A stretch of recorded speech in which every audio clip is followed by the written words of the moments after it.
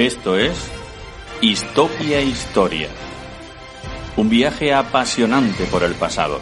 Un recorrido por nuestra historia. Un programa dirigido y presentado por Juan Ramón Ortega y producido por Francisco Rodríguez.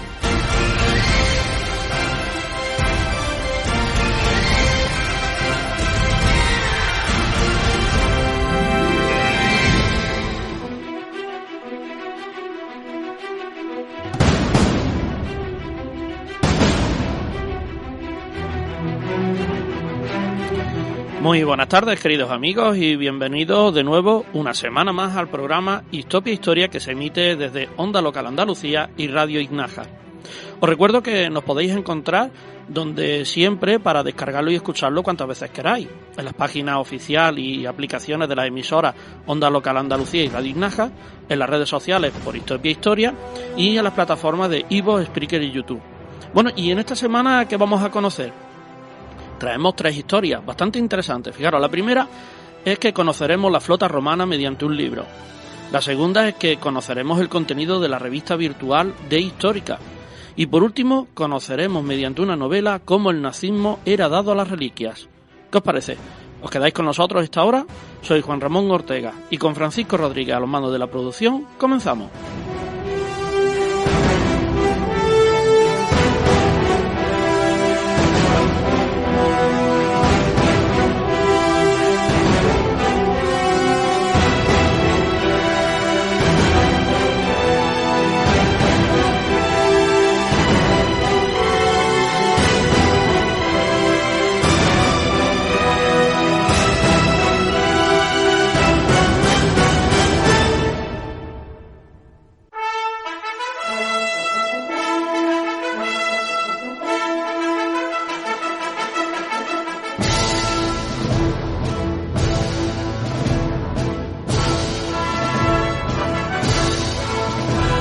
Como introducimos al comienzo del programa, vamos a mirar al mar, de tal forma que lo haremos con las velas romanas. Hablaremos de la flota imperial y republicana de Roma. Lo haremos con Arturo Sánchez Sanz, escritor y doctor en Historia Antigua por la Complutense de Madrid, que acaba de publicar con la editorial La Esfera de los Libros Imperium Maris. Muy buenas, Arturo, y bienvenido de nuevo a Histopia Historia. Muchas gracias a vosotros y ante todo pues por esta oportunidad, encantado de colaborar y como siempre de charlar un rato de historia con todos vosotros. Bueno, la verdad que la última vez que estuviste aquí, pues, lo vamos a recordar para los oyentes que no tuvieron la oportunidad y que pueden descargarlo en el programa que tenemos colgado en iVoox. Tú hablaste de Pretoriano, un libro que estaba dedicado a esa élite del ejército romano, y esta vez ahora te pasas al mar, pero también con la élite, ¿no? Porque de ahí nos hablas tú de esta flota. Bueno, pero fíjate, la primera pregunta que yo te voy a introducir es: nosotros tenemos entendido, según la tradición, es que el mar era algo tenebroso para los romanos, no les hacía mucha gracia, ¿no? En cambio, tú nos pones ahora en relieve la flota que generaron tanto la República como el Imperio. Pues este es uno de los motivos principales para escribir el libro y tiene mucho de relación con lo que comentabas del libro anterior sobre los pretorianos, porque bueno, en este sentido siempre me ha gustado intentar desmontar muchas veces los mitos que precisamente esa misma tradición nos ha transmitido a lo largo de la historia y que muchas veces pues compañeros historiadores pues los han admitido como tales simplemente pues porque las fuentes clásicas los indicaban así muchas veces y bueno pues se han mantenido de ese modo y por eso pues me apasionó mucho escribir este libro después de tratar sobre esa leyenda negra que circulaba siempre y que ha llegado hasta nuestros días sobre la Guardia Pretoriana, pues hablar un poco de un tema un poco menos conocido, que es el del Imperio Romano en el mar, y bueno, pues desmitificar también muchas de estas ideas preconcebidas que teníamos gracias precisamente pues a esos autores clásicos y que bueno, pues luego han pervivido y que realmente no eran tan así. Los romanos nunca temieron al mar, nunca tenían problemas en lanzarse al mar, a la conquista, a la exploración, etcétera. Eso es algo que pues esos autores clásicos nos han transmitido principalmente gracias a Polibio, que es el que siempre todo el mundo pues tiene en mente y que nos comentaba estas vicisitudes que tuvieron las naves romanas enfrentándose a los cartagineses, pero nunca fue así realmente. Roma era muy pragmática y Roma empezó a utilizar la marina y la armada sobre todo cuando realmente le fue necesario. Entonces, hasta ese momento realmente sí que ya tenían contacto con el mar. De hecho, no podemos olvidar nunca que el primer contacto que tuvieron los propios Rómulo y Remo, según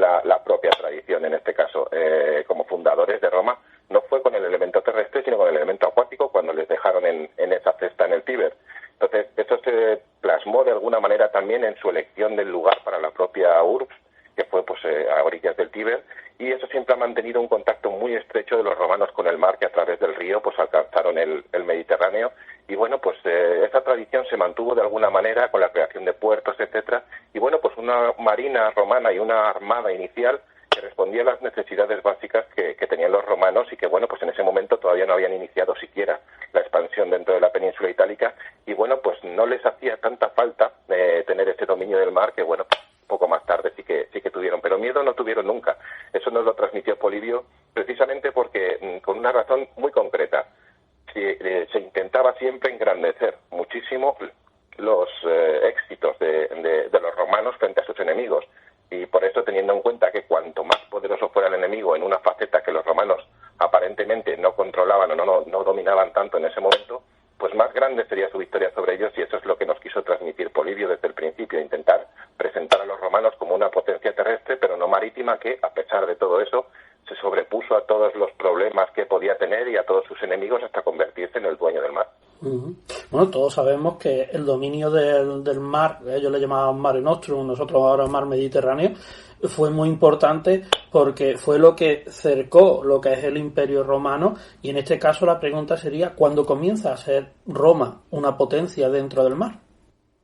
Pues es un poco lo que comentábamos antes, y es también pues la causa de esa tradición que siempre los ha presentado de esa manera. Roma desde el primer momento no tuvo una necesidad muy grande de controlar esos costas que formaban parte de su territorio. Simplemente, pues bueno, tampoco había entrado en contacto con una potencia marítima que pusiera en riesgo sus conquistas iniciales, y por eso, pues bueno, sabemos que realmente sí que existía una armada romana, aunque bueno, adaptada a las necesidades de ese momento, que sobre todo pues en el Tirreno significaba enfrentarse a los piratas etruscos, a los piratas griegos, que más o menos pues en esa época actuaban en esas aguas, y que bueno, pues amenazaban sus posesiones costeras. Pero simplemente esta era su finalidad inicial, y no necesitaban nada más de momento mientras avanzaban en la conquista de la península itálica, y fue cuando bueno, sus intereses ya empezaron a ponerse más allá del mar y en Sicilia, y entraron en conflicto con los propios cartagineses. Es cuando ya los romanos se dieron cuenta de que en ese aspecto precisamente pues no podían competir con lo que tenían frente a la armada cartaginesa, que bueno, pues hasta entonces dominaba el Mediterráneo occidental, y fue cuando pusieron toda la maquinaria en marcha para intentar cambiar eso, hasta que pues bueno, como bien sabemos, pues surgió incluso la aparición del Corvus, que cambió el signo de la guerra y finalmente consiguió que los romanos, inicialmente de no ser una potencia marítima, se convirtieran en los dominadores del Mediterráneo occidental. Qué interesante. Entonces tú en tu libro, ¿cómo nos lo explicas? Porque el título es Imperium Maris, y es desde la República también en el Imperio. ¿Cómo nos lo detallas tú para que nosotros nos podamos hacer una idea y ya nos des un avance para poder comprarnos el libro? Pues precisamente la idea del libro era no tratar solo los aspectos más esenciales de la Armada y de la Marina romana. De hecho, el problema que tenemos muchas veces en los libros de historia sobre Roma es que, bueno, todos hablan de las legiones, de las conquistas terrestres, pero como mucho pues dedican algún comentario en concreto o algún capítulo bastante escueto sobre la potencia militar romana en el mar.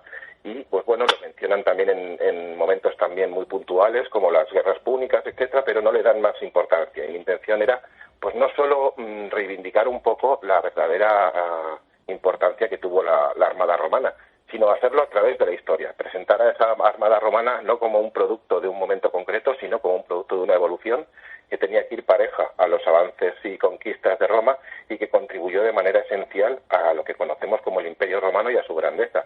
Muchas veces esto no se ha tenido muy en cuenta, pero era necesario ponerlo en contexto, porque probablemente sin el apoyo de la Marina y de la Armada romana, los éxitos de las legiones tampoco hubieran sido tales. Y eso, para ver todo eso, era necesario abarcar desde el origen de Roma hasta el Bajo Imperio para mostrar no solo esa evolución, sino que en todos esos momentos tuvo una importancia vital que muchas veces pues se nos ha olvidado. Oye, qué interesante, porque sí es verdad que el concepto que nosotros tenemos es como un apoyo, ¿no? Un habituallamiento de esas legiones que posiblemente las transportaban de un sitio a otro, pero era eso, meramente un transporte. Y tú nos estás dando otra visión completamente distinta. Tú nos estás dando, es decir, una serie de legiones, si le ponemos en símil, las legiones terrestres pasadas a la marina. Entonces me imagino que la organización sería muy parecida a lo que nosotros estamos acostumbrados a ver cómo se organizaban estos ejércitos, ¿no? Sí, inicialmente la verdad es que sí, tenía mucho que ver con la organización que, digamos, tenían las legiones en tierra, porque, bueno, pues era su modelo más cercano y era lo que emplearon para entonces poder organizarse de alguna manera un poco. Pero bueno, todos sabemos que los romanos eran enormemente pragmáticos para muchas cosas, todo lo que podía ser beneficioso y podía mejorarles y sobre todo ayudarles a imponerse sobre sus enemigos era asimilado y era digamos, adaptado a las necesidades que tenían en ese momento, y los romanos lo hicieron lo hicieron muy bien. Lo hicieron primero con las naves etruscas y griegas, que fueron sus primeros modelos, antes incluso de enfrentarse a los cartagineses, pues para un poco organizar esas naves de guerra que, bueno, pues tenían que dedicarse al control de las costas en esas conquistas iniciales. Y bueno, pues luego siguieron asimilando todo lo que pudieron de pues otras marinas más expertas, pues como los propios cartagineses, no solo de su organización, sino también pues de los modelos de barcos, etcétera, para pues convertirse en la primera potencia naval de la antigüedad. Y de hecho, su importancia, como bien decías, no era solo, ni muchísimo menos, el transporte de las legiones o el avituallamiento de las legiones, sino que en muchas ocasiones no debemos olvidar que eran la primera línea de defensa. El Mediterráneo tenía que estar controlado, si no cualquier potencia podía navegar directamente hasta la península itálica sin ningún problema. Igual que las legiones a lo mejor se instauraban en pues, los limes del norte, etcétera, o en Oriente, pues el Mediterráneo también tenía que ser un punto de defensa para la propia península itálica, y no solo eso, sobre todo y principalmente también para el control del comercio marítimo, que era trascendental para Roma y para pues poder financiar todas las campañas militares y la defensa de sus territorios. Entonces la marina se convirtió en algo esencial, pues no solo para extender el Imperio Romano, sino para mantenerlo y perpetuarlo y protegerlo. Uh-huh. Fíjate, una pregunta que me surge ahora aquí. Estamos hablando nada más que del Mediterráneo, pero sabemos que el Imperio Romano tuvo otras costas, por ejemplo, desde lo que es Gibraltar hasta todo lo que es la parte arriba, llegar a lo que ellos denominaban Germania y luego con Britania, eso ya es el Atlántico. ¿Ahí tuvieron también, siendo potencia, o se dedicaba, o era otro tipo de navegación distinto al del Mediterráneo? Pues de hecho sí fue realmente. Muchas veces pensamos solo en el Mediterráneo, pues por eso que comentabas del Mare Nostrum y toda la importancia que tuvo la navegación romana en el Mediterráneo, que fue esencial. Pero no solo hasta ahí llegaban las naves romanas, de hecho iban de la mano también de los procesos de conquista y no solo apoyaban, sino que contribuían decisivamente, y también, bueno, pues con el tiempo fueron necesarias. De hecho, pues ya a partir de las reformas de Augusto, aunque las naves romanas habían llegado ya a muchos lugares, incluso con Julio César a Britania, pues bueno, se organizó, digamos, un poco toda la estructura de la Marina Romana de nuevo y de la Armada para poder dar respuesta a todas las necesidades que requería el Imperio, no solo de digamos, protección, sino también de avance en las conquistas. Y bueno, pues se crearon esas clases, esas armadas que todos conocemos, y bueno, pues esas armadas operaban en distintos mares, no solo en el Mediterráneo. De hecho, pues la clasis británica, que todos conocemos, pues bueno, operaba también en el Mar del Norte, junto y en apoyo con la clasis germánica, que pues también contribuía en la defensa del limes del norte también, con las tribus bárbaras a través del Rin, etcétera, y otras pues también en el Danubio o en el Mar Negro, como la clasis moésica o la clasis. Incluso en momentos puntuales se organizaron, pues digamos, flotas para conquistas concretas, como pasó con la clasis aquitánica, pues que actuaba pues en el Golfo de Vizcaya durante el avance romano. Entonces podemos ver que no solo actuaban en el Mediterráneo, de hecho, si era necesario, se podían enviar y trasladar tropas de unas flotas a otras cuando lo se requería puntualmente o cuando había un peligro mayor, y para eso, de hecho, los romanos instauraron una red de puertos y de instalaciones portuarias a lo largo de todo el Mediterráneo, el norte de Francia, etcétera, el Ponto, bueno, como lo conocemos ahora, el Mar Negro, etcétera, que, bueno, pues servían de bases a esas flotas para poder actuar permanentemente y vigilar, pues, y controlar a los enemigos. Oye, qué bueno, qué pedazo de historia nos estás contando, que realmente estaba ahí, ¿no? Debajo o a la sombra siempre de ese ejército romano terrestre. Nos estás hablando, o nos has nombrado ciertos títulos, posiblemente de armadas, ¿no? En este caso has hablado de siempre con Classic, ¿no? Delante. Me supongo que, al igual que las legiones, ¿no? Que tenían cada uno su número y su propio estandarte, ¿estas también estaban de esa forma organizadas? Sí, además estaban muy bien organizadas y muy controladas. De hecho, bueno, pues la más importante, sabemos que se asentaba en la propia Miseno. Entonces, bueno, pues desde ahí digamos que partía la principal flota romana para pues poder también dar servicio a lo que requería el propio emperador. Tener en cuenta que en muchas ocasiones el emperador tenía que estar en el campo de batalla o quería él personalmente estar en el campo. entonces, bueno, pues era más complicado recorrer todo el trayecto, digamos, hasta el territorio fronterizo por tierra y, bueno, pues se acercaban a Miseno, donde la flota lo transportaba y, de hecho, lo protegía y colaboraba en todas esas misiones también que fueran necesarias. Entonces, bueno, pues toda la organización del Mediterráneo y de las zonas periféricas estaban muy bien preparadas y muy bien organizadas y estructuradas, y de hecho es una de las señas características de los romanos que hemos visto siempre, pues esa capacidad logística que tenían y esa pues posibilidad de poder invertir también gran parte de lo que obtenían en sus campañas pues en mejorar todas esas infraestructuras. Y bueno, pues precisamente eso dio lugar a la extensa cantidad de puertos romanos que conocemos a lo largo de toda Europa, y no solo eso, sino incluso pues a obras de ingeniería increíbles que todavía hoy en día pues podemos ver como restos en muchos puertos, pero que bueno, pues no solo así, sino avances como por ejemplo el hormigón hidráulico, que hoy en día pues bueno, todavía se está investigando y que bueno, consiguieron que fuera capaz de fraguar bajo el agua y que gracias a él pues construir enormes pilares que dieron paso a esas instalaciones portuarias que admitían cientos de naves y cargueros de tamaños pues casi hoy impensables. O bueno, no solo eso, también infraestructuras también costeras como los faros que conocemos, incluso bueno, pues para nosotros el más famoso, la Torre de Hércules, que bueno, pues todavía está en funcionamiento y es el más antiguo de origen romano que aún está en activo en todo el mundo. Uh-huh. Que son cosas extraordinarias que llegaron a hacer porque sabían perfectamente cuál era la importancia real de la Marina y de la Armada para sus planes y sobre todo también para proteger sus costas y el comercio. Y bueno, pues esta es la intención del libro, intentar mostrar un poco, por eso es tan extenso, esto es muy extenso, pero bueno, era necesario para tratar más de 1000 años de historia y para tratar todas las, digamos, actividades que abarcaba la Marina romana en todo ese tiempo. Pues si tú no lo estás resumiendo en estos minutos que tenemos y que tú amablemente nos has concedido para poder hablar de esto, de este momento histórico, en este caso de la flota romana, seguramente que vamos a disfrutar porque vamos a descubrir un montón de cosas. Fíjate, hablando solamente un detalle del hormigón hidráulico que tú has hablado, en uno de los documentales que normalmente pues exponen series de televisiones como Canal Historia u otros, Odisea, que se dedican a ello, decían que cuanto más viejo se hace ese hormigón romano, más fuerte es. O sea, tiene la característica esta, ¿no? Vemos que esa característica no se hace ahora y lo están intentando descubrir de nuevo para poder aplicarlo. Qué interesante el que obras de esas características sigan todavía funcionando como la Torre de Hércules, ¿verdad, Arturo?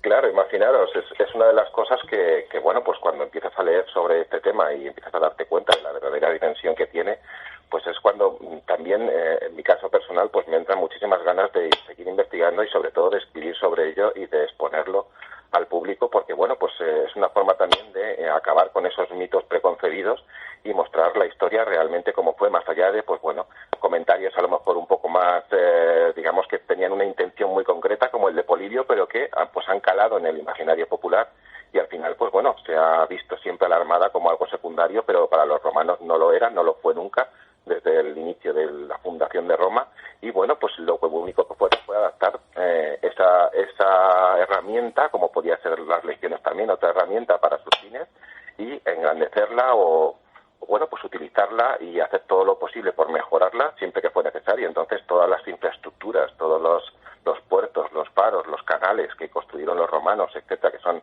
obras increíbles, porque muchas veces cuando investigas ves que el drenaje incluso de lagos enteros para poder construir instalaciones, dársenas, etcétera, los puertos comerciales, todas las obras que hubo en la propia Roma para intentar engrandecer pues todos esos puertos para la llegada de barcos, ¿no? Cómo llegaban las mercancías río arriba desde Ostia también, etcétera, y todo lo que organizaron para tener una flota y una marina mercante y sobre todo una armada poderosa, te da una idea de lo que realmente significaba para los romanos el mar y que, bueno, pues está muy lejos de tenerle ese miedo reverencial, que, bueno, siempre hay que tenerlo porque el mar es el mar, pero que, bueno, en el caso de los romanos, pues no fue tal.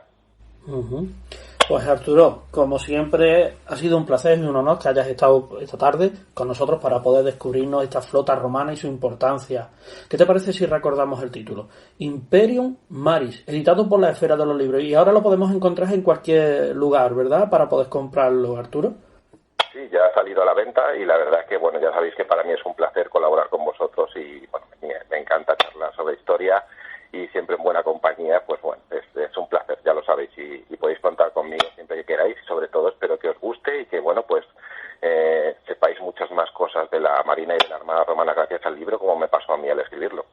pues tomamos tu palabra en buena compañía, así que lo vamos a hacer durante esta temporada para que tú nos vayas desvelando un poquito sobre mucha más historia de Roma. ¿Qué te parece? Será un placer cuando queráis. Pues un abrazo, Arturo. Igualmente, gracias. Onda local de Andalucía.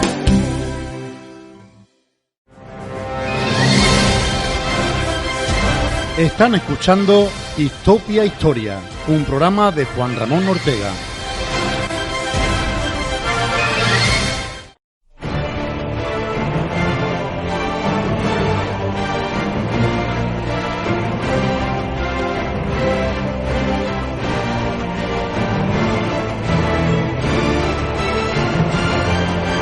Pues seguimos conociendo historia y en este caso vamos a hacerlo mediante una revista que nos acompañará durante esta temporada a lo largo de los meses, ya que vamos a hacer que este trabajo de la revista de Histórica pues podamos divulgarlo a través también de Histopia Historia, y en este caso está con nosotros un miembro de Divulgadores de la Historia, escritor y también divulgador de la historia, Juan Luis Gomar, que trabaja en esta revista. Muy buena, Juan Luis, y bienvenido a Histopia Historia.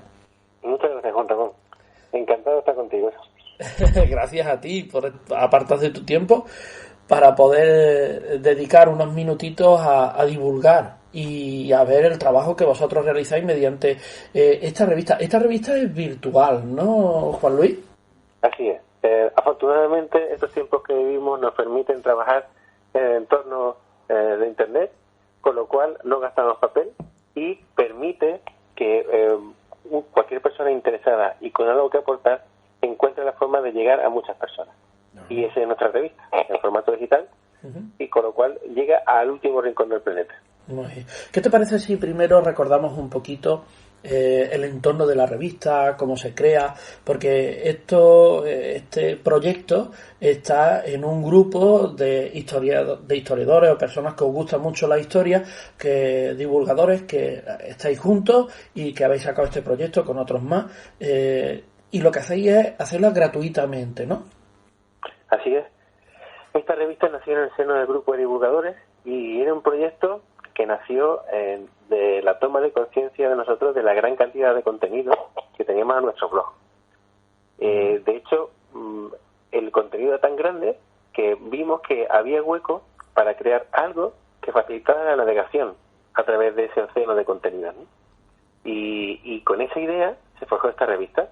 Es una revista en la que cada mes el grupo de divulgadores coloca artículos que están disponibles en Internet, pero los agrupamos, los presentamos y hacemos una selección mensual de esos artículos, sobre todo de cara a facilitar esa navegación y hacerla más sencilla y más placentera, y hacer esa serie de propuestas de forma muy accesible a las personas que se descargan la revista. Estupendo. Bueno, ¿qué te parece si recordamos dónde la podemos encontrar? Porque claro, estamos hablando de una revista virtual y solamente con poner en Google de Histórica podemos encontrarla. Pues sí, la revista se publica todos los meses en el portal, en el blog de Divulgadores de la Historia. Está bastante visitado y sale en Google rápidamente, y además todas las personas de divulgadores la promocionamos a primero de mes y a mediados de cada mes en todas las redes sociales, con lo cual tanto googleando directamente como cualquier persona que nos tenga en cualquier red social verá el link a la revista, y tanto la transmisión que se hace primero de mes como el recordatorio en mitad. Vale, estupendo. ¿Cuál es tu trabajo en la revista? Bueno, pues cuando empezó la Histórica, en la primera época, yo simplemente era articulista y presentaba allí los artículos que ponía en mi blog. Después hubo una remodelación interior del grupo, y como a mí el proyecto de la revista me fascinó desde el primer momento, pues estaba en un momento de mi vida en que no me gustaba decir que no era nada, y di el paso y dije, pues yo me hago cargo de esto. Entonces, sin tener ni idea de maquetación, 2 semanas antes de la fecha del siguiente número, me descargué un programa, Scribus, trabajo con Scribus, y me puse a estudiarlo, a trabajarlo y a adaptar, digamos, la plantilla que teníamos al nuevo programa, y me lancé. Y la verdad es que fue una experiencia muy buena, en la que ya llevo casi 2 años trabajando con todo el equipo de redactores. Vaya, pues enhorabuena, porque ser autodidacta es bastante bueno, pero también es bastante difícil, ¿no? Y sobre todo en un portal, ¿no? O en un sector que tú no estás acostumbrado, ¿no? Porque tu profesión es otra completamente distinta. Así es, completamente distinta. Y la verdad es que yo sin el equipo de divulgador no lo hubiera hecho en mi vida. Pero digamos que la revista, aunque la monte yo, siempre expongo todas las ideas, recabo comentarios de los demás. Entonces yo soy la mano ejecutora, pero me siento muy respaldado por ese equipo que nunca deja de aportar ideas y que me ayuda mucho con la corrección, y no solamente los artículos, sino cuando revisamos, pues con las correcciones, y después son mentes muy inquietas y siempre tienen un punto de vista enriquecedor sobre la revista que rápidamente captamos y adaptamos e incluimos. Entonces, aunque yo sea la mano ejecutora, el trabajo en realidad es de todo el equipo, ¿no? La concepción y todo eso del equipo. Estupendo. Pues, ¿qué te parece si nos cuenta entonces cuál es el tema de este mes? Es decir, la portada de este mes, y cuáles serían otros temas que podemos encontrar en la revista. Pues mira, no sé, cuando yo monto la revista, de todos los artículos que me mandan, busco algunos, normalmente voy alternando artículos de hombre y de mujer, voy alternando porque es mi criterio, me gusta hacerlo así. Busco artículos que tengan imágenes que pueda poner en portada así impactantes, y entonces este mes ha tocado al artículo enviado por la página de Historia de Roma Antigua, y el artículo elegido para la portada se llama Don Julián, el último romano de África. En la ilustración de la portada se creó además ex profeso para ese artículo, por lo cual he tenido la suerte de que me ha facilitado mucho el trabajo, porque el Federico, que es el propietario del blog, me pasó la imagen con la calidad adecuada para la portada, por lo cual no tuve que buscarla, ¿no? Y ese ha sido el tema elegido para la portada. Don Julián, la historia de Don Julián y Don Rodrigo y la invasión musulmana de la península ibérica. Y además, en la misma portada, pues tenemos toda la lista de artículos que tratamos. Como somos un grupo muy grande de articulistas y de blogueros, pues claro, los temas que tocamos son muy variados. Está tanto Roma, que en casi todos los números aparece algún artículo de Roma en algún periodo, pero también tenemos gente muy especializada en la Segunda Guerra Mundial, en la Primera Guerra Mundial, en la Edad Media, en temas artísticos. Tenemos algunos artículos preciosos. Hay un blog, a mí me encanta, yo lo veré en la revista, que se dedica a estudiar los utensilios, se dedica a estudiar los aspectos más cotidianos de la historia, ¿no? Los utensilios de limpieza, los instrumentos de música, que son artículos verdaderamente preciosos. A mí me encanta. Tenemos un bloguero que colabora con nosotros, que tiene un blog que trata únicamente de medallas y condecoraciones. Es una maravilla. Y después siempre incluimos, por ejemplo, solamente incluimos artículos de toda esa época, ¿no?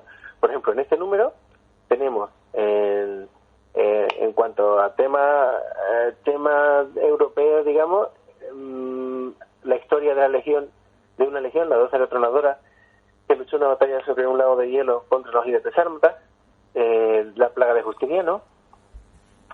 En cuanto a temas medievales, tenemos este número, el arte gótico en España, por ejemplo, o Finlandia, los vikingos en América, o los mayas. En cuanto a temas modernos, pues tenemos, por ejemplo, la masacre de Malmedy, en tema de la Segunda Guerra Mundial, o los U-Boats en el Caribe, una saga de lo más curioso. También tenemos algo dedicado a la saga vikinga, a la Segunda Guerra Púnica, a la vejez de la mujer romana. Eso me refiero con artículos que tratan de la vida cotidiana de la antigüedad. Uh-huh. Y tenemos un artículo muy interesante sobre la Revolución Gloriosa en España. Vaya. Variada, pero variada, ¿no? Porque tocáis toda la historia que ha habido, y casi te iba a decir la que no existe, ¿no? Porque no te ha quedado nada. Efectivamente. Y además no solamente son artículos escritos en blogs. Ahí, en todo lo que te he dicho, tenemos blogueros, pero también tenemos vídeos de YouTube, uh-huh, y podcast. O sea, tratamos esta revista. Creo que tomamos la decisión correcta a la hora de tratar los nuevos medios de comunicación, porque el podcast y los vídeos de YouTube se difunden muy bien y hacen un trabajo de divulgación muy bueno, no solamente los blogs. Entonces los tratamos todos iguales y aparece cada uno en en su formato, anunció la revista, igual sensibles todos. Porque desde Idea Histórica queremos dar el salto a todos esos medios, a nuevos medios de expresión y divulgación que tenemos disponibles gracias a Internet. Qué interesante. Bueno, ¿y tú nos podrías hablar de algún, por ejemplo, de Don Julián, el último romano de África, para hacer que los escuchantes entiendan un poquito de los que hablamos, los que nos gusta la historia, pero que no llegamos a tener el conocimiento que vosotros tenéis? Porque Don Julián, está muy diluido, ¿no?, en la historia. No sale tanto a la palestra como otros personajes tan importantes de su tiempo. Pues sí, además es un personaje clave, según la crónica que leas, sobre la invasión musulmana, porque el título del artículo, Don Julián, el último romano de África, define muy bien el rol de Don Julián en la historia de la invasión musulmana. Don Julián es el último romano porque él no responde ante los nobles visigodos. Digamos, no es un noble visigodo. Hablamos de uno de los últimos gobernantes romanos. Hablamos del Imperio Romano de Oriente que dominó África, pero de los últimos representantes del poder romano en África, y tiene enfrente a los visigodos que están en la península. Y él, que está en Ceuta, tiene las llaves del estrecho. Entonces lo que cuenta la historia, la parte más conocida de la historia, es que el rey Rodericus forzó a la hija de Don Julián, que estaba en la península, y entonces Don Julián, en venganza, facilitó el paso del estrecho a los musulmanes. Esa es la leyenda que siempre se ha contado, ¿no? Sí. Para profundizar en esta historia, pues tenemos este artículo, que además tiene un montón de referencias, y que permite ver siempre todas las caras de la historia, porque si algo hemos aprendido, si algo he aprendido yo, es que toda historia tiene muchas caras y es muy enriquecedor verla de todos esos puntos de vista, ¿no? Muchos tenemos conciencia de la historia de la que nos cuentan cuando éramos pequeños, en la que obligatoriamente se simplifica porque no podemos asimilar toda esa información, y si no damos ese paso cuando maduramos, nos quedamos con una visión muy parcial de los hechos históricos, ¿no? Como esto que te he relatado, ¿no? El malo de Don Rodrigo que violó a la hija de Don Julián y Don Julián en venganza abrió la puerta. Bueno, la historia es mucho más compleja que eso, ¿no? Y si no damos ese pasito, si no damos ese clic, y ya lo hemos reducido a la máxima sencillez posible, pues nos quedaremos con esa visión parcial de la historia, y esa visión parcial nos va a impedir tener un punto de vista mucho más rico y que nos haga sentir mejor y más sabios. Todo eso es lo que nos aporta la historia, ¿no? Qué bien, qué interesante, qué buena reflexión, Juan Luis.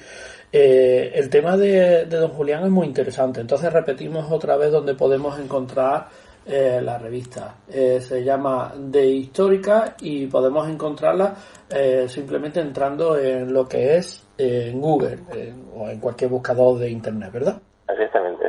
Más sencillo en Google, con el divulgadores de la historia, de Histórica o de Histórica directamente. D mayúscula, H mayúscula, Histórica, pues todo junto.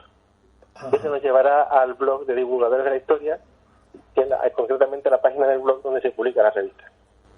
Y ahí ya podemos encontrar todos los artículos que tú nos has hablado, también todos los podcasts y los vídeos de YouTube que podemos encontrar explicándonos la historia. Exactamente. Una vez descargamos la revista, en sus páginas están todos los enlaces.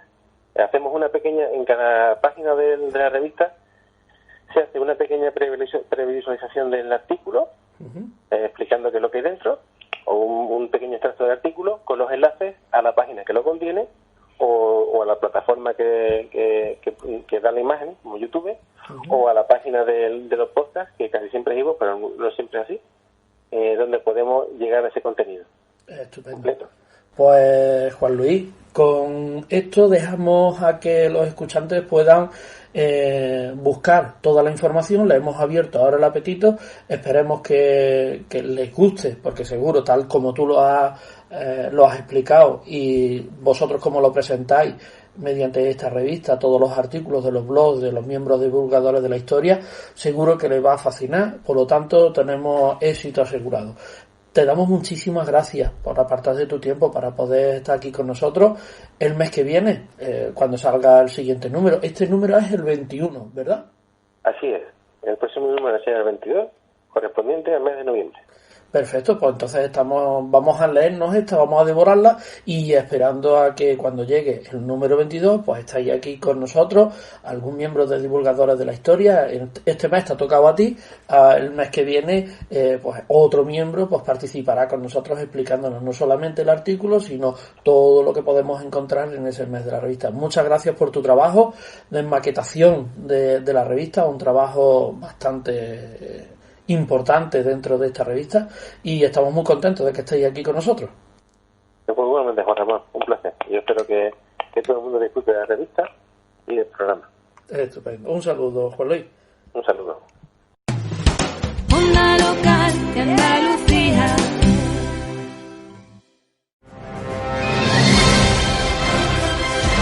Están escuchando Histopia Historia, un programa de Juan Ramón Ortega.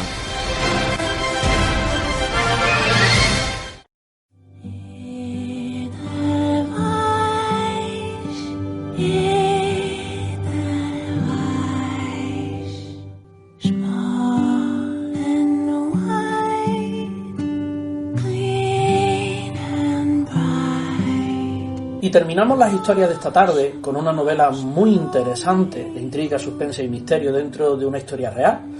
Se titula La maldición de la lanza sagrada. Está editada por La Esfera de los Libros y escrita por la periodista y presidenta de Prisma, Laura Falcó. Muy buenas, Laura, y bienvenida a Histopia Historias. Encantada de estar aquí con vosotros.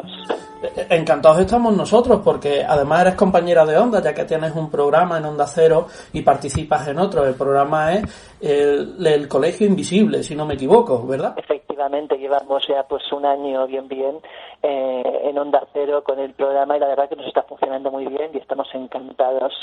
Pues desde aquí invitamos a que lo podáis escuchar, si no por el horario habitual que tiene, por los podcasts, porque la verdad es que es muy interesante.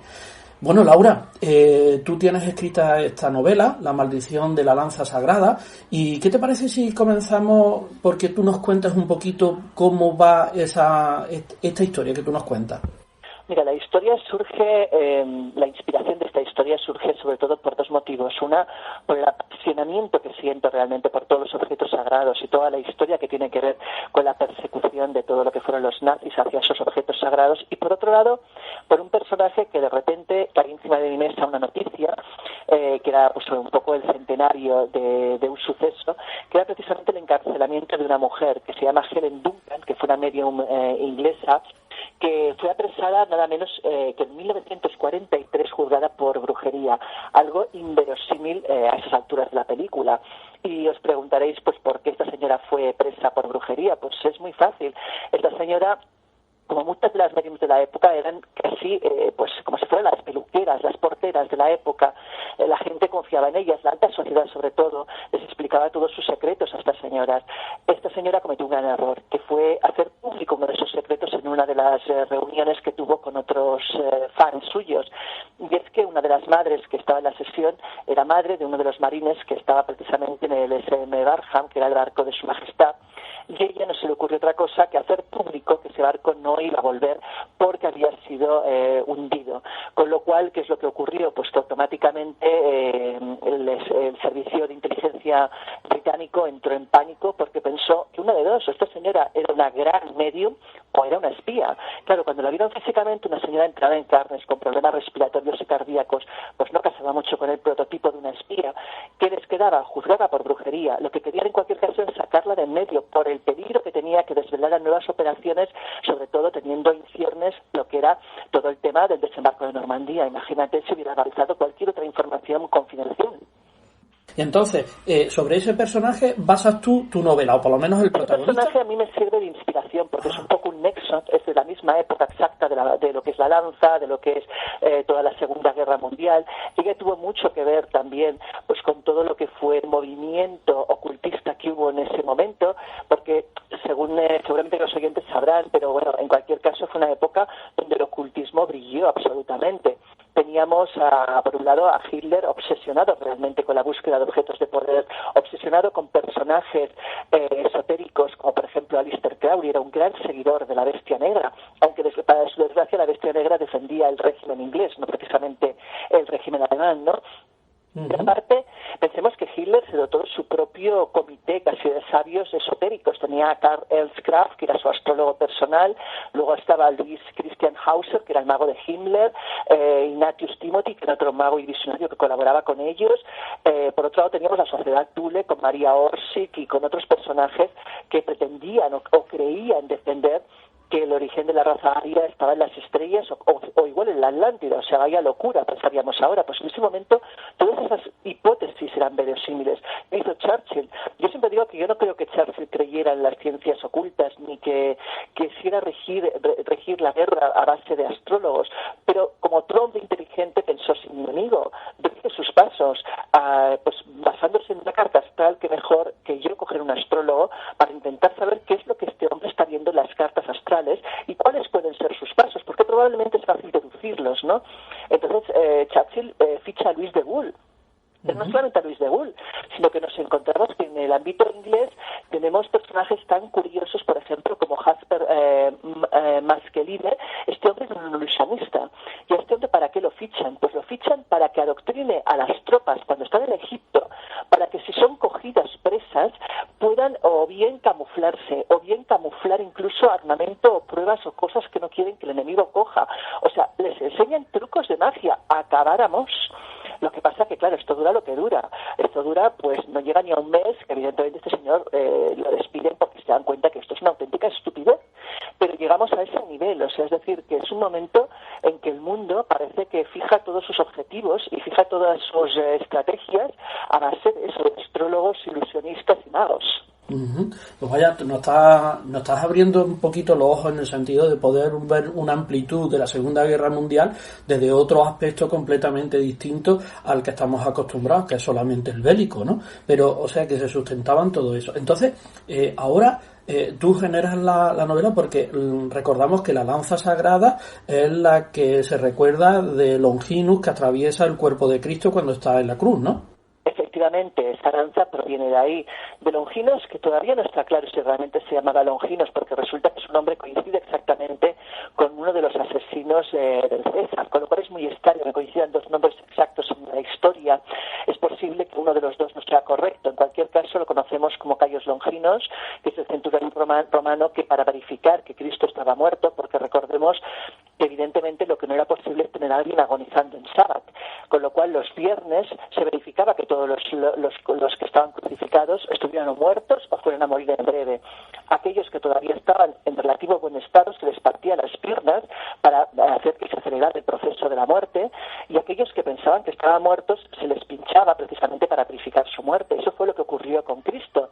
Lo que ocurre que al pinchar el costado de Cristo sale una suerte de líquido que es una mezcla, supongo, entre agua y plasma y sangre, que salpica los ojos de Cayo Longinus, un hombre que sufría una especie de cataratas de la época, y este hombre vuelve a ver. En ese momento Cayo Longinus se convierte al cristianismo y reconoce como a Jesucristo como el Señor, como el Dios de los humanos.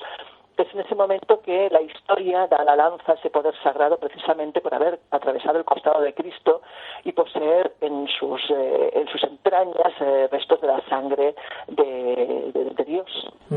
Y entonces es otra reliquia, dijéramos, en la cual Hitler o el nazismo está interesado para poder tenerlo, ¿no? Bueno, de hecho hay tres posibles lanzas que todas ellas atestiguan ser la lanza sagrada. Una es la de Armenia, la lanza de Chemiardin, que es quizás la menos probable porque su estética no sería para nada la estética de una lanza romana, pero sin embargo por fechas podría cuadrar. El único problema es que no dejan que se haga la prueba del carbono 14, o si acaso que desmienta su autenticidad. La otra es la lanza que está en el Vaticano, la Sacra Lancia, que llegó a Ancona, al puerto de Ancona, gracias al Imperio Bizantino. El Imperio Bizantino quiere que el hermano del rey de ese momento se quede en Italia, se quede preso por parte del Vaticano, porque no quieren que cuestione evidentemente el trono. Con lo cual, a cambio de ese favor, le regalan al Papa de aquel momento esa lanza. Una lanza que además se parte en dos, cuya punta continúa estando en Ancona, en un relicario, y el resto de la lanza está actualmente en Roma. Y por otro lado tenemos la lanza de Viena. ¿Por qué creemos que la lanza de Viena es la auténtica? Bueno, al menos es la que tiene una cronología más interesante. Es la que realmente cumpliría casi con ese maleficio que dicen que tiene la lanza.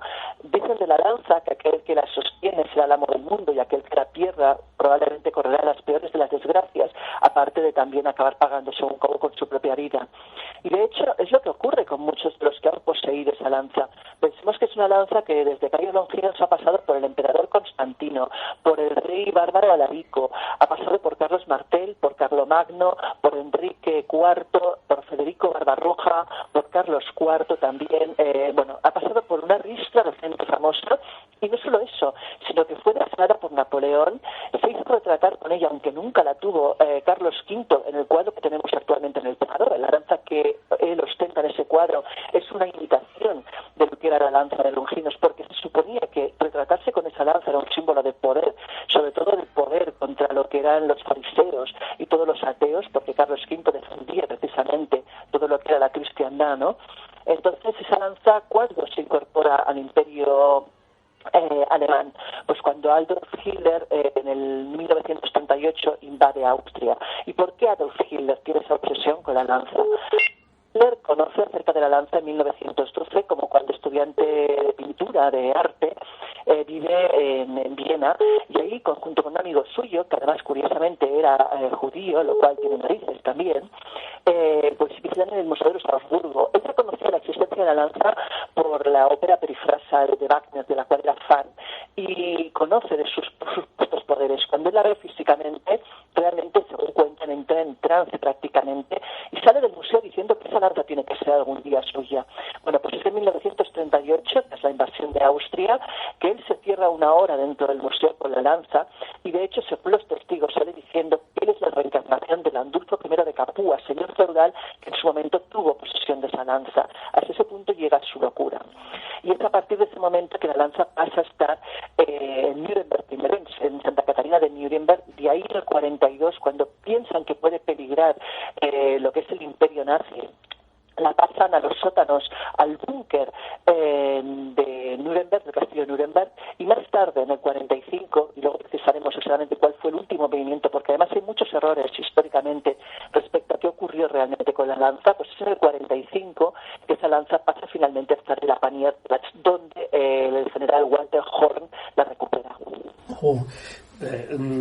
Laura, nos estás contando una historia, pero bueno, en pocos minutos de bastantes años y bastante interesante. O sea, estamos hablando de un hecho real que tú ahora plasmas en la novela, porque la novela también tiene ficción, ¿verdad? Claro, la novela evidentemente parte, pues como te digo, de ese detonante, de esa medium cuya hija se ve increpada por un ente que no se sabe bien qué es, pero un ente muy amenazante que obliga a esa chica muy joven, a viajar hasta la Alemania nazi e intentar infiltrarse en las filas nazis para recuperar esa lanza. Es una misión suicida que quizás a día de hoy no sería verosímil, parecería increíble que una chica de 20 y pocos años se lanzara a semejante misión, pero hay que entender también la época, es decir, estamos en un momento histórico donde una persona de 21 años es ya un adulto, es una persona súper responsable. Esta chica además es una chica cuya familia depende de los ingresos de la madre. Eran 6 hijos y un marido que no podía trabajar, con lo cual si la madre no podía trabajar se morían todos de hambre. Entonces mi planteamiento ¿cuál es? Es que en ese momento ese ente no deja que la madre vuelva a trabajar hasta que se recupere esa lanza, con lo cual el peligro que tienen es que toda la familia muera absolutamente por falta de recursos, ¿no? Esta hija, que es la mayor de 6 hijos, se ve obligada a abocar realmente a cambiar su identidad y a viajar a la Alemania nazi e intentar infiltrarse en esas filas nazis con todo el peligro que ello supone para recuperar ese elemento al cual está instada por parte de este ente, pues que no le deja tregua. Qué interesante. Bueno, entonces la pregunta que ya me queda es ¿cómo ha sido tu investigación porque aunque tú eres una forofa de todo ese mundillo, pero cómo ha sido tu investigación y qué es lo que te ha sorprendido cuando has descubierto algo que te ha llamado la atención? Pues mira, me volví directamente loca, porque cuando intenté recuperar documentos originales y saber realmente cómo fue la recuperación de esa lanza por parte de los americanos, no casaba nada. Me encontré con libros con errores garrafales, con información que una era contradictoria con la otra. Claro, si tú entras en las redes lo primero que te dicen es una especie de historia como muy bucólico-pastoril, ¿no? Donde sostienen que el mismo día en que Hitler muere se recupera la lanza y que es Patton quien la recupera. Todo ello es falso. Claro, queda muy bien para nivel de la leyenda decir, se cumplió la leyenda, el mismo día que muere Hitler, ese día es lo que se recupera la lanza y por tanto se cumple la condena. Eso no es real. La persona que recupera la lanza en ningún caso es Patton. Patton era el general que dirigía la tercera división, pero quien realmente investiga y se ocupa de recuperar la lanza es Walter Horn, junto con un capitán del ejército. Ellos dos son los que realmente bajan, primero hacen todos los interrogatorios, interrogan a un tal Fries, que es uno de los pocos cabecillas que les queda, porque muchos de ellos se suicidaron o escaparon. Es uno de los pocos cabecillas que les queda, y entre él y el capitán Thompson consiguen finalmente, después de muchos interrogatorios, y me imagino que no fueron interrogatorios sutiles, consiguieron saber la verdad. En verdad es bastante más compleja de lo que parece. Cuando realmente se muere desde lo que eran los búnkeres del castillo de Nuremberg a la Panierplatz, la lanza, y los 5 objetos más importantes de la corona imperial de Augsburgo. Nos referimos a la corona, a la espada imperial o espada de San Mauricio, que no hay que confundirla con la lanza de San Mauricio, que es la lanza que nos ocupa, al orbe imperial, efectivamente, y a lo que era ahora me sale la palabra en inglés, el Sceptre, pero bueno, es igual. En cualquier caso, los 5 principales objetos de la corona real son los 5 objetos que se desplazan desde el castillo de Nuremberg hasta la Panierplatz. Pero esto no ocurre como la gente piensa a principios de la guerra, no. Esto ocurre en el año 1945, exactamente el 31 de marzo. Bueno, pues como la gente piensa, no fue el día que muere Hitler en el búnker en que se recuperan esos elementos. No es hasta el 7 de agosto que consiguen que Fries confiese y se baja a la Panierplatz. De hecho, incluso habían tapiado la puerta de acceso a esa cámara para que nadie pudiera encontrar los elementos. Tiran abajo esa puerta y encuentran esos 5 elementos y los recuperan. Primero se los llevan a América y luego pues se devuelven a Viena. Pero ahí también hay un nuevo error. La gente piensa que fue Patton que los devolvió a Viena, y nada más lejos de la realidad. Patton muere el 21 de diciembre de 1945 en un supuesto accidente de tráfico. Digo supuesto porque mucha gente piensa que probablemente fue un atentado, ya que Patton era una pieza muy incómoda para el gobierno americano con respecto a su relación con Rusia en aquel momento, ¿no? Claro, Patton no pudo devolverlo, porque las piezas se devuelven en el 46. ¿Quién las devuelve? Pues nuevamente me volví loca. Tuve que tirar de la Smithsonian, buscar documentos originales hasta que encontré un vídeo en que realmente no hay voz, no hay nombres, pero sí hay caras. Y ahí se puede ver perfectamente quién devuelve la famosa lanza a Viena. Y lo hacen pues Walter Horn junto con el capitán Thompson y otros 3 mandatarios de la época, generales de la época. En ningún caso lo hizo Patton. Muchísimas gracias, Laura, por estar aquí con nosotros. Esperamos escucharte muy pronto en nuestro programa con mucha más historia, tal como la estás contando. Pues nada, yo creo que la historia es a veces muy interesante. Lo que pasa que también hay que saber acercarla a la gente, porque cuando tú nunca dices la historia te parece que es un tostón, hasta que te la explican de otra manera, entonces le coges el gusto y la gracia, ¿no? Quizás. Exactamente, así es. Pues muchísimas gracias, Laura. A vosotros.